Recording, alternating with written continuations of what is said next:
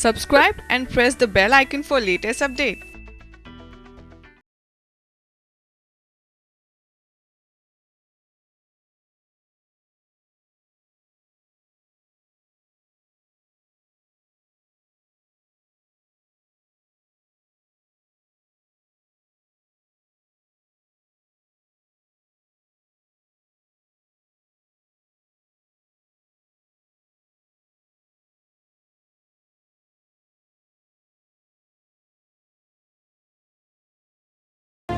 नमस्कार, आप देख रहे हैं SPN9 न्यूज। मैं काशिफ अली आप सभी दर्शकों को गणतंत्र दिवस की हार्दिक शुभकामनाएं। जी हां, आज पूरा हिंदुस्तान गणतंत्र दिवस मना रहा है।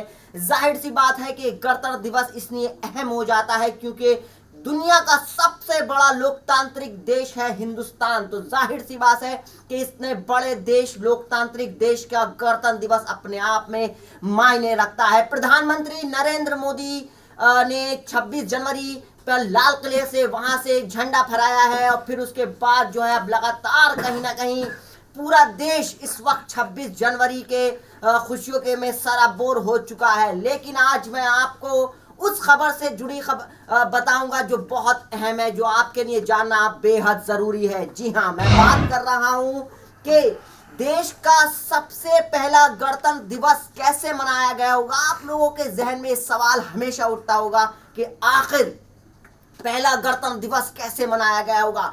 मैं अब आपको बताने जा रहा हूं। ये तस्वीर आप देखिए कि ये पहली झांकी थी वहां 26 जनवरी पर, जब हमारा गणतंत्र दिवस मनाया गया था। ये झांकी थी, आप देख सकते हैं। फिर मैं आपको बताने जा रहा हूं कि ऐसे में आज से 68 साल पहले देश की राजधानी दिल्ली में किस तरह का भारत का पहला गणतंत्र दिवस मनाया गया। इसे याद करना अपने आप में बेहद दिलचस्प है क्योंकि जाहिर सी बात है कि आज वो मौका भी है और दस्तूर भी है, तो आपके लिए जानना भी जरूर है। उस दिन गणतंत्र दिवस की परेड पुराना किला के सामने ब्रिटिश स्टेडियम में हुई थी। इस जगह आज दिल्ली का चिड़ियाघर मौजूद है और स्टेडियम की जगह पर नेशनल स्टेडियम मौजूद है। देश के पहले राष्ट्रपति डॉक्टर राजेंद्र प्रसाद ने जैसे ही गणतंत्र भारत में पहली बार तिरंगा झंडा फहराया, इसी के साथ ही परेड की शुरुआत हो गई। सबसे पहले तोपों की सलामी दी गई जिससे पूरा किला गूंज उठा। देश के पहले प्रधानमंत्री जवाहरलाल नेहरू भी वहां मौजूद थे, उनके साथ सी राजगोपालाचारी भी मौजूद थे। यह अंतिम ब्रिटिश वायसराय लॉर्ड माउंटबेटन की जगह गवर्नर जनरल का पद संभाल रहे थे। गणतंत्र दिवस का अर्थ था कि भारत अपनी जमीन से विदेशी राज के अंतिम निशान मिटाकर गणतंत्र राष्ट्रों की मंडली में शामिल होने जा रहा था। जाहिर सी बात है कि भारत आजाद हो चुका था, अंग्रेजों के चंगुल से, ब्रिटिश शासनकाल से मुक्ति पा चुका था। ऐसे में जाहिर सी बात है कि गणतंत्र हमारे लिए बेहद अहम हो जाता है।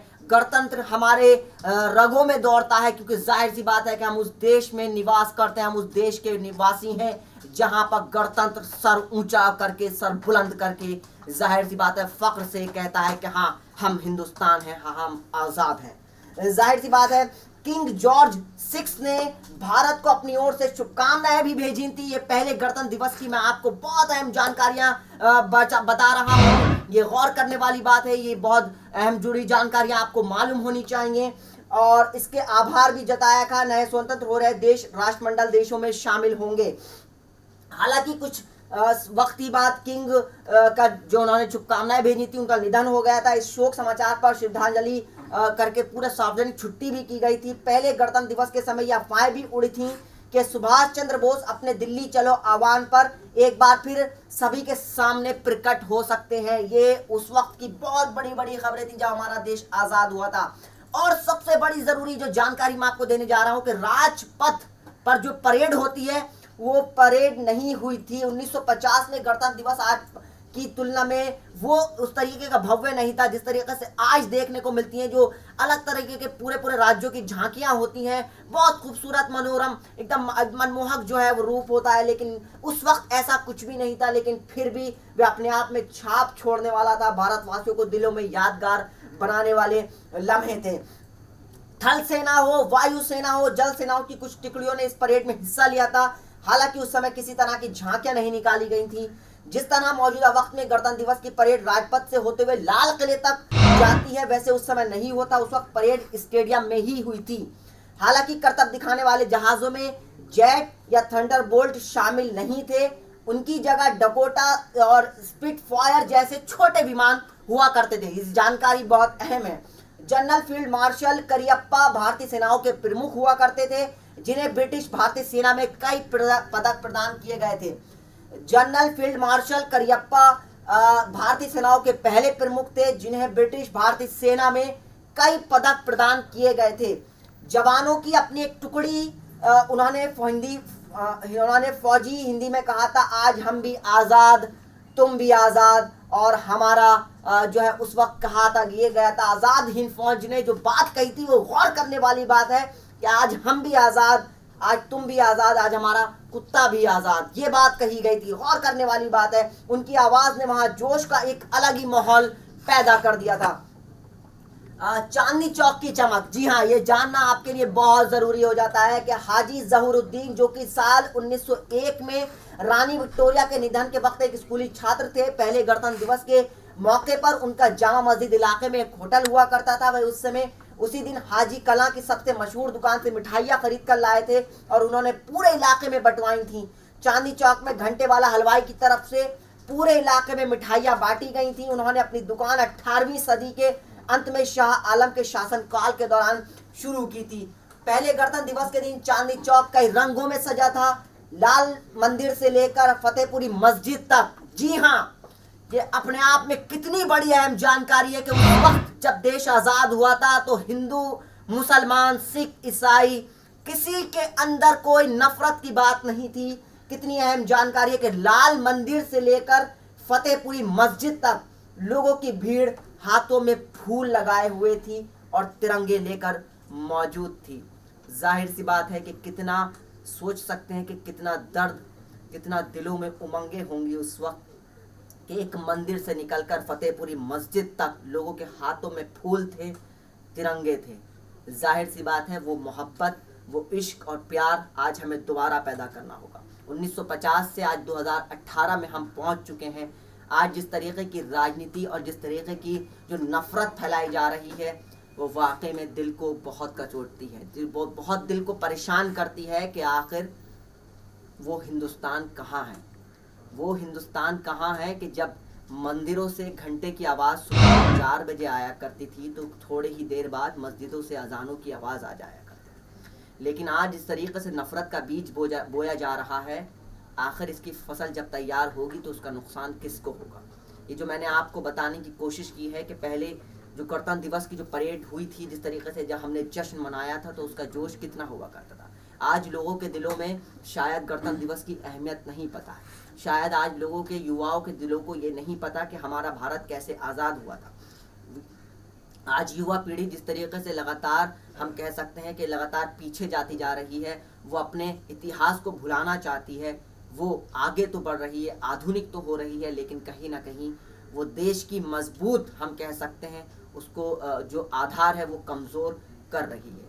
आज हम और आपको ज़रूरत इस बात की है कि आज हम अपने उस हिंदुस्तान को दोबारा से, उस हिंदुस्तान जो खो चुका है, जो हिंदुस्तान जो आज हमारे आपके दिलों में बसता है, ज़रूरत है कि उस हिंदुस्तान को हमें एक बार फिर संवारें और एक बार फिर हम फ़ख्र से कह सकें कि हाँ, हम हिंदुस्तानी हैं, हाँ हम हिंदुस्तानी हैं। जाहिर सी बात है कि किसी भी कोई भी मज़हब हो, कोई भी धर्म हो, हमारे संविधान ने सबको बराबर की हक दिया है कि हम लोग बराबर के जो हैं अपनी बात को रख सकें, हम अपने धर्म को फॉलो कर सकें। लेकिन अब जिस तरीके की राजनीति धर्म के नाम पर हो रही है, जिस तरीके से नफ़रत का बीज बोया जा रहा है, आज मौका है कि आज हम उस नफ़रत के बीज को ख़त्म कर दें।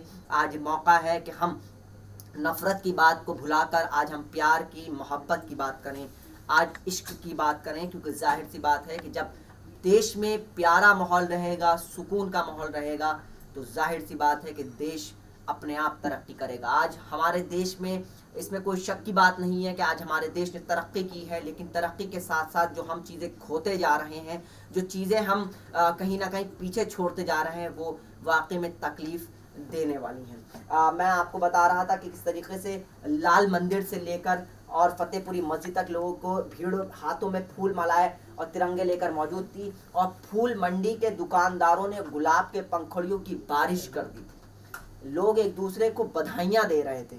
इन्हें इस बात से एहसास था कि अब हम पूरी तरह आज़ाद हो चुके हैं। गुरुद्वारा शीशगंज, जी हाँ, ये मैं आपको मंदिर, मस्जिद, गुरुद्वारा हर एक उसकी चौखट की कहानी बता रहा हूँ जो 1950 में जब पहला गणतंत्र दिवस मनाया जा रहा था। इसी तरह गुरुद्वारा बंगला साहिब और रकाबगंज में भी सैकड़ों की तादाद में लोग पूरी सब्जी और हलवे का खाने के लिए लंबी कतारों में खड़े देखे जा सकते थे जब देश आज़ाद हुआ था। फिर उसके बाद मैं आपको बताऊं कि सबसे फैशन वाला बाजार जो कैनॉट प्लेस था, कैनॉट प्लेस की खूबसूरती तो उस दिन देखते ही बन रही थी। ऐसा हो भी क्यों ना, आखिर ये राजधानी का सबसे फैशन वाला बाजार जो था। कैनॉट प्लेस के गलियारों में नाचते झूमते रामलाल को देखा जा सकता था। रामलाल ब्रिटिश सैनिकों के पैरों की मसाज किया करते थे। लाल किले के आसपास तैनात अंग्रेज के जवान अक्सर शनिवार रविवार को उनके पास अपने पैरों की मसाज करवाने आते थे। बूढ़े हो चुके रामलाल उस वक्त को याद करके वो बताते हैं कि एक जवान ने उन्हें 100 रुपए का नोट पकड़ा दिया था कि वो बाकी बचे पैसे देने उसके पीछे भागे, तो जवान को लगा कि उनसे और पैसे मांगने आ रहा है। इसी वजह से उस जवान ने रामलाल पर बंदूक तान दी। उस समय 100 रुपए का एक नोट आज के 1000 रुपए के बराबर था। फतेहपुरी में रहने वाले मुस्लिम परिवारों ने अपने अपने घरों में स्वादिष्ट पकवान बनाए थे। मटिया महल के कई होटल जैसे करीम और जवाहर ने भिखारियों के लिए मुफ्त खाने की व्यवस्था की थी। कबाब और दूध विक्रेताओं ने अपने ग्राहक के लिए भारी छूट दी थी। जाहिर सी बात है, ये वो तस्वीर मैंने आपको दिखाने की कोशिश की है। मेरा भी गला भर आया है। ये सब चीज़ें जो मैंने आपको बताने की कोशिश की है कि हमारा जब आज़ाद हिंदुस्तान हुआ था तो किस तरीके की हमने तस्वीर पेश की थी, किस तरीके की चीज़ें हमने मज़हब से एक दूसरे से जुड़े थे। तो कहीं ना कहीं अपने आप में हमें और आपको फ़ख्र करने की ज़रूरत थी। आज वो जोश, वो जज्बा कहीं नहीं दिखाई देता, लेकिन हमें एक बार फिर निकल कर आना है और अपने देश के लिए, अपने हिंदुस्तान भारत के लिए खड़ा होना है, क्योंकि भारत ही हमारे लिए सब कुछ है। भारत ही हमारे लिए, हमारे दिलों में बसता है। बहरहाल अब देखना यह है कि आने वाली युवा पीढ़ी इसको किस तरीके से देखती है। तो एक बार फिर आप सभी को गणतंत्र दिवस की हार्दिक शुभकामनाएं। खुश रहिए, आबाद रहिए और देश को तरक्की में अपनी योगदान देते रहिए।